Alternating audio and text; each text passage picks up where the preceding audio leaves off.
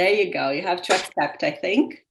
Yes. Welcome to our Reveal the Gift book club. So, as we were speaking, or as we were chatting already, I think chapter 1 is so rich that we have to take some time with chapter 1, right? Mm-hmm. Yes. That's like, and if you go to her talk, she gave the talk at the review, and I tried to find online to see if her talk was online, like some talks from Steubenville, but I didn't find it. So I'm going to look it again, because Anna said it was very similar, her talk from 2008, I think, when she met her, 18, when she met her at Steubenville. So I'll try to see, because she introduced this, how she got into this womanhood, like this introduction in the book. It's so funny the way she speaks. So Lisa Cotter, right? Mm-hmm. Oh, okay. So she is a missionary for a long time, and she was introduced to this theme through Seek, right? Seek, it's a long E. And was asked to talk about womanhood, being like, oh, I don't know what it is to be a woman, to be honest. Yeah, and if we take from the world, right, you're never perfect, because one day you have to have a big butt, the other day it's big boobs, the other day you have to be a homework goddess, the other day you have to just go work. So that's how she introduced it, and then that's how she got into and even within our Catholic cycles, I like it how she puts, even when we go to the Catholic community, oh, do I adore Mary enough? Is it my way of praying good? Like, you question yourself all the time. Does it happen to you? It has happened to me as to like the relationship with Mary, because I believe I remember Father Mario when he said that one. So we always feel, or we could have the impression at the beginning that Mary, like such a creature, like obedient, like little thing, not so much of a woman, where it was more something like, it's a difficult, it's like someone who is very little, like very submissive, very sensitive, like yes, crying, and and that was it, right? But on the other hand is that I think we overlook her courage, like being a woman of courage, because at her young age, like to deal with so much, right? That was something that, that was another way of seeing through Mary, like how is that a woman can have like so many aspects in her personality and still deliver the self-giving, right? Love. The first question in the end of chapter 1 is the first two actually has to do with this kind of image of woman that we have, and she goes back to the Bible, right, to the creation, to the first chapter. And I would like to ask you if this happened to you as well, about the understanding of that meaning of woman in the beginning, because to me, when I was not practicing, I didn't understand. I thought, this church is stupid. It's against women. How come women is a helper, just like her said, right? And this story about Adam and Eve, this is such a childish thing. If you don't know the deep meanings, you go ahead and just like this, did you have that? And now I understand. Now, as she said, as we go deeper in our faith and we understand where it's coming from, do you have that, or how does it happen to you? Okay. Well, go ahead, Bar. Oh, yeah. I guess when I looked originally, it's like woman is bad, right? And she's the one that tempted. Right. She's the one that caused the problem, right? And so that's why this is a really good examination. And also that she came from the side of God, so she's, you know, a helper, more weaker, considered weaker than but yeah, the idea that she did actually cause the problem. And sometimes you still hear that. Right? Even with our Catholic friends and brothers and sisters and even scholars, right? They still. Yeah. So that was a bit confusing, and it actually makes you feel guilty, right? Which you already feel guilty, right? That's a big part of our religion, is to feel guilty. So it's I mean, I did move beyond that, but this is a very good discussion on that exact. And so much more with Mary, with the rosary, of understanding, you know, all of these other aspects of women. But this is very good that they're dealing with this exact issue. Right. Well, I would like to add something. So I think it causes a great confusion as to see the woman as the helper, kind of like helper, like helping Adam, like helping the man. Whereas in the book, where she says, no, it's a helpmate, because both of them, they're not serving each other. They're serving God, like they're collaborators in God's plan. Yeah. So they help each other because they complement each other, because it's different. Like the gifts, the nature, the qualities of men and women, they're so different, but they make sense, or they're potentialized when we are with each other, like when we complement each other. So the misconception of being a helper of the man, it's very common, whereas it should be explained and interpreted as it's the helper, both helping God and and complementing each other. Because and you know what, at some point they do help each other, because what a woman doesn't have naturally, or in the same degree, the man would provide, right? And then the other way around. And again, even like going further, it's not that the man cannot develop, caring and a loving way, and self-giving and attending. He can, because we're both created to the image of God. So if God can do all that, we can do all that ourselves. But we can do always better when we have that complement, right? So, and just adding to what you said, I like the example she has when someone is going to break it, someone breaks in your house, and the man has courage just as a woman, but we just run through different ways. So he goes and defend the family, and she goes and protect the kids, right? Yes. I think this is fantastic. And it's not that man is not self-giving, it's just that it's a different way to give of himself than women, right? Yeah. I found it fascinating. I really like, and I already went through the book because I want to have an idea what to discuss and how to go through it with you guys. So you're going to see a lot of, it's going to build up on all these gifts. And another thing that I like is the definition. When Pope never provided the definition, he just mentioned a few things. So she's bringing those 8 gifts, but not as a stereotype. If you're not this, you're not a woman. It's just like, and she's going to develop into it. And as she does in self-giving, and will bring up other ways of thinking the words that we haven't thought before. That I found it very, very interesting. Very good. Do you identify with any of those gifts like right away? Do you say, oh, that's me?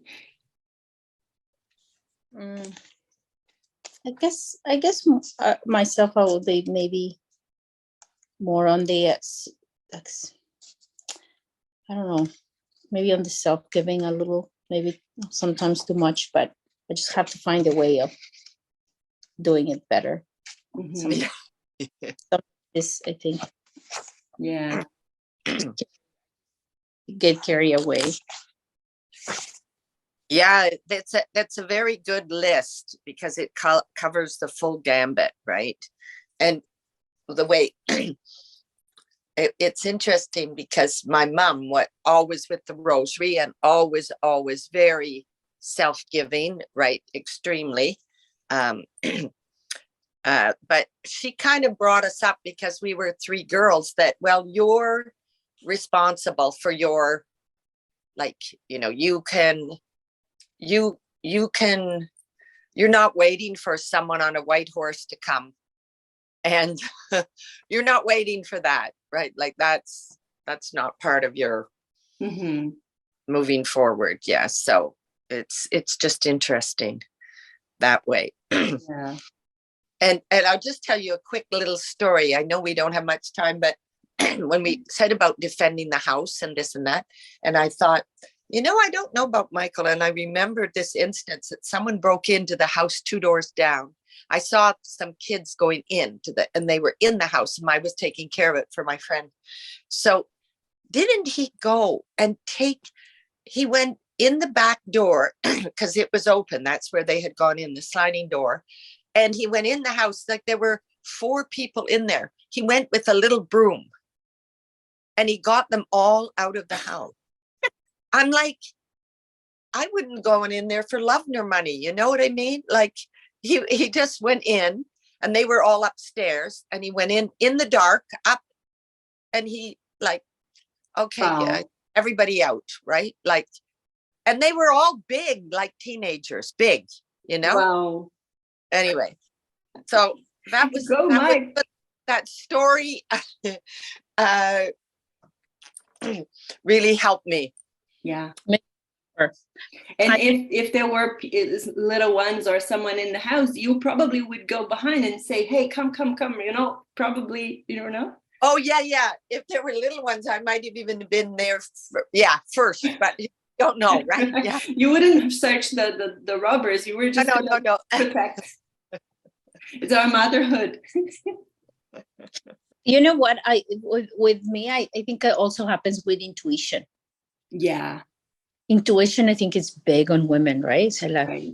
Oh, this doesn't sound right, or this doesn't look right, and it's not about being over worriness. It's you worry too much. No, it's intuition, because I'm sure it happens to you that what you think it's going to be, it's going to, when you really have that, like, calling your heart, that's exactly what happens. And I say, you see, that's where, I told you so. Like, so, that's what it happened. We have this intuition. I told you so. Yeah, we are so big on that. It's not that we wish, that bad things happen or that it doesn't go well. It's just that we kind of like know there's certain things that we spot very, very. Another thing that we should have here is multitasking. I think she forgot. I'm gonna write to her. Multitasking. No kidding. Yeah. Oh, very good. I love it. It is. We are like octopuses, right? We want to do everything. I remember Father Mario showed us a video, and then it was very famous all around the internet about how the brain of women and men work. And I think this goes a little bit along with the complementary, because our brain just go from one subject to the other so fast, because we have to take care of everybody and everything, and they go in boxes, right? I'm the little box. When I'm talking to Emerson, I always have to say, okay, we are talking about the kids' school, so let's finish the subject, then we move, because I'm like, yeah, they're not going to school tomorrow, but then Anna's going to work, and then I have to pick up this and that. And then we are going to go to a party on Saturday. And he's like, what are you talking about? Sorry. Is that comedian? Because I was just thinking of that comedian. I'll pull it up and send it. Right. I think if it's not a comedian, he's a pastor as well. One of those, one of the two. Yeah. I know there is even in Portuguese a pastor in Brazil that kind of said the same thing. And Yeah. It up as the tale of, it's called the tale of two brains. Okay. The tale of two, that's very good. Oh, okay, good. Oh, okay. Excellent. I don't know, you guys, maybe I'm going a little bit off topic, but it's just once you understand these things, it is so important. I was reading the book at the beginning, and it caught me right away because it's so important. I think that it will save us so much like trouble when we read the languages of love, and if we're conscious of our gifts, then we understand how we love better and how we show love better. Because if I don't know women like you guys, but let's say for me, if I identify with self-giving, my language of love, like to receive, is acts of service. Yes. Right. Mm-hmm. Because kind of like it balances that. Then if you give so much, then what I would like to receive is that is I see I love how is that she puts everything like so in so plain language, so basic, Right. that even women of any faith should go through this. Yeah. Right. Yeah. And it's not a stereotype. It's just, and another thing that I find it sad is when, and how brilliant of Pope John Paul to have this vision when they were pulling the women out of those gifts, right? Because now they are saying, no, you have to be independent. You don't need men, which is horrible because we need them. Well, that's just right there. You can see it, right? Right. When the enemy is trying to break God's creation by taking people out of the equation, that you can do it on your own. They start to split us. They try to split us apart. So yeah, and thanks God that he was able to start with this movement and spotted this situation right away. Yeah. And save some of us, because I was not practicing. I wasn't the same wave, right? Because you go with the flow. Everybody's thinking about it, so it must be true, right? That's how kind of who doesn't have faith go with the flow. So it's good that I think it's good that my mom always told me to think about before I stick. And think for myself, not go with other people. And I think that's a little bit of our intuition too, because when I was young, I had a feeling something was weird with some things. So I didn't go ahead and do it. Good. So that's why I was saved by some bad mistakes I could have done. Yeah. Good. So should we dive a little bit into the first gift? Yes. And oh my goodness. So every chapter from now on will be like this. She's going to kind of introduce the gift, and then she's going to introduce us to a saint or a blessed person. And then she's also going to say what it is, kind of a redefinition of the gift, and then how it could be twisted. Like, how can we just do it too much or overdo it, or put it back on us and think like selfishly of this gift.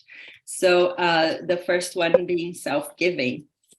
Can you, we already said like we can identify with self-giving, right? So how do you think about that chapter saying about the humans being called to be like the Trinity? I put a note on my questions, think about it. How I couldn't give it an answer. This chapter starts by explaining how humans are called to image of the Trinity through self-giving love. How does this affect the way you see God? I think it's when they explain in page 22, when it said the Trinity is a communion of divine person whose love continuously pours out from one person to another. It's not something that we are called to do at certain moments, right? Or with certain individuals. Right. I think it's where we continuously totally and completely empty ourselves, right? And then the same, like in a community, then whoever receives will also be doing that, right? That's why the symbol of the Trinity, it's also it's the three, but it's in a circle, because Yeah. it's a continuous outpouring of love. Right. Never And what stops, and it the other, doesn't choose people, right? It's Yes, everyone. it's everyone. So I think that's what we're called. That's where we're called to be. And then what we see says, how does this affect the way you see God? It's like the way I see it is that it doesn't reserve anything for himself, right? Mhm. So like the love is all out there. It's all out there. But he's also open for that love to come back to him, the same way, like in the same love that we show to others. Right. Yeah. Yeah. So if you love your neighbor, you're loving God. That's just what it is. It's an automatic combined effect. Yeah. Yeah. It's beautiful. I've never thought of it. yeah, thank you, because I was trying to really follow that idea of the Trinity, but it makes such sense that it's circular, right? Like one feeds the other, feeds the other. It's this the whole system. And when we pour out to anyone who is all beings are divine, right? All souls that we meet are divine. Yeah. And that we just, once we just naturally come with that love, Mhm. then It goes part back. of, yeah. Mhm. And Yeah. that we are also never without that love, because God would ever existed, right? As she said, like God was there for eternity, and that's why she imagines him being so old, like looking so old. But so then God came on, like through the person, the manhood of Jesus, to be with us here. Mhm. But when he went back to heaven in, let's say, his human form, he didn't leave us behind. He didn't leave us with like no one. He didn't leave us without his presence. Mm. He left the Holy Spirit. He left his love here with us to live in us, so we could have him in us. And then that same love will take us back to the Father. That's what the expectation is. Yeah. Mm. It's beautiful. Mhm. I love it. Mm. We have 10 minutes. Okay. It's saying here. No, I don't want to upgrade. How do I think I'm with my iPad, so I'm touching the screen. Sorry. Because I was missing on this, like the schedule today. So it's what time are we supposed to finish it? We have 10 minutes according to Zoom. Oh, okay. According to you. According to you. Okay. Are you going to The Chosen, Laura? Yeah. Laura, I'm going to try to see if Amy has the ticket. She said she doesn't know if she's going or not. So, Okay. Yeah. At what time is that? At 10 o'clock. 10 o'clock there in Caledon. Okay. So when we finish, I just have to jump into the shower quickly then. Yeah. If you find it, that would be great. I'll give her a call to see. I haven't watched season 2, but I think it really doesn't matter. I don't think so. I know the story. I know the guy. Yeah, I think you know the story. I don't want to give it away, but I think he dies in the end. Well, that would be the end. That would not be the end. Won't be the end. That's right.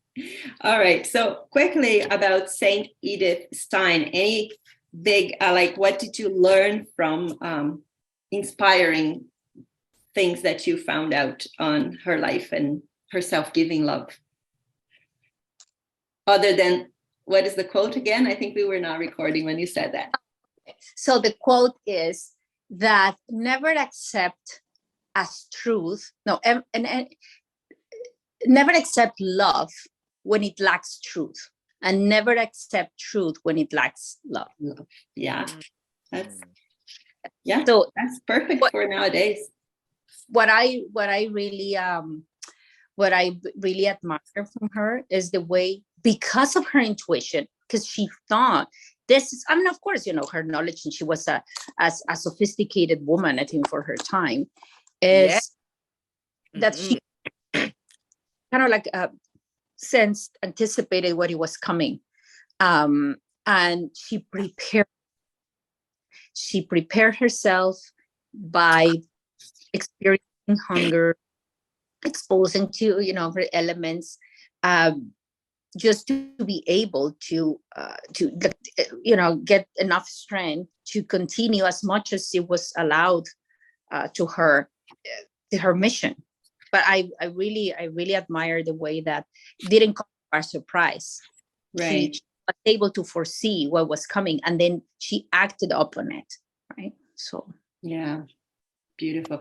Sometimes when I have this intuition what's coming, and during this pandemic we had lots of bad thoughts. My first thing is I'm afraid, right? I'm scared. I don't want to lose my comfort or my friendship or things that I'm so grateful for.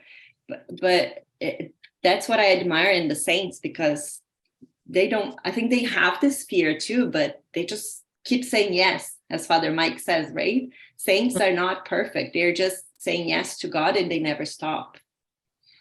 So that's why my prayer, that I have the courage to keep saying yes, because I'm so scared. But to have the strength to give a self-giving love, we have to remember to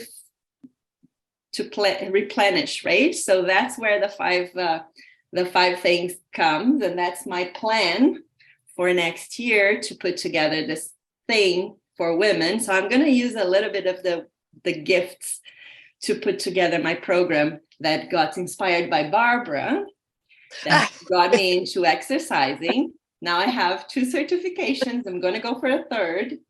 Wow, Sandra. That's my logo so far. See if you like it. Bad. It's got bold, athletic, devout. Oh, do you like it? I like You know it. how we're bad moms? Because Yes. we don't go with what the culture says. So our kids don't want to go to mass, and you say you're going to go to mass anyway. Yeah. So we are bad moms in this sense, and we go clubbing. Mm-hmm. So that's my bad. Is B bold? What's B? Bold? Bold, for athletic, and devout. So BAD. I love it. Mm-hmm. It needs a little bit of explanation, but I think that's my introduction to why I got into here. Because we're bold. We say how it is, right? We don't go blah, blah, blah. Oh, Mom, I'm not feeling like you are going to do it. I'm not feeling like eating my broccoli. You're going to eat your broccoli. We want to exercise, and then also we want to include Jesus into the exercise. So I'm still thinking about it, but that's because I think self-giving and is like she she gave what she was best, right? It's what you identify with, or what your gift, like your talents, so you give it away, right, to other people, caring for them. So hopefully this is something I am passionate about, so I want to give it. Yes, yeah. Congratulations. Yeah. In no time you're going to be running 10 kilometers as well. You me?